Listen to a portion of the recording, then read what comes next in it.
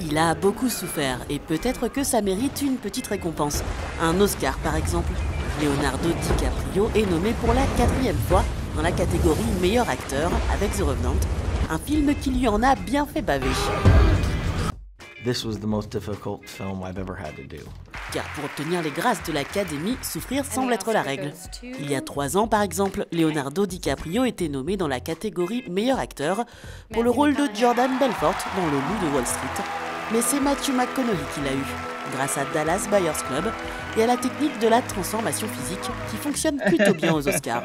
Il a perdu 21 kilos pour interpréter l'électricien atteint du VIH.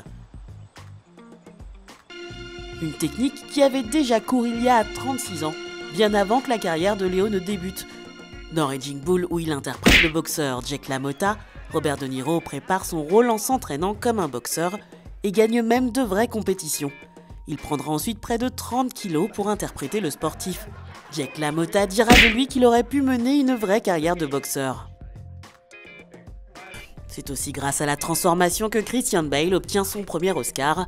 Pour Bale, modeler son corps selon ses rôles est une spécialité. C'est avec le film The Fighter, où il s'est délesté de 27 kilos, qu'il emporte l'Oscar du meilleur second rôle.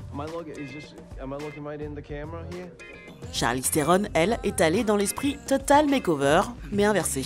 Méconnaissable dans Monster, elle avait pris 20 kilos pour le film et a décroché un Oscar.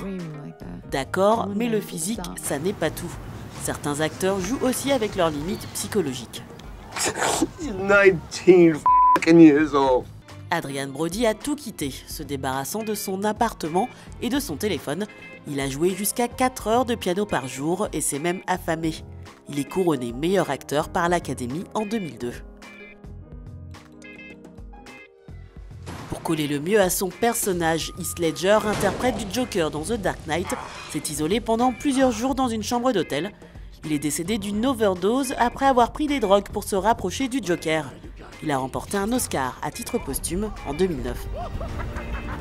Leonardo DiCaprio n'a peut-être pas assez souffert dans Blood Diamond, The Aviator ou Le Loup de Wall Street, 3 films pour lesquels il avait été nommé. En suivant la ligne de conduite souffrance, peine, sacrifice, Leonardo DiCaprio aurait toutes ses chances pour enfin remporter un Oscar en 2016.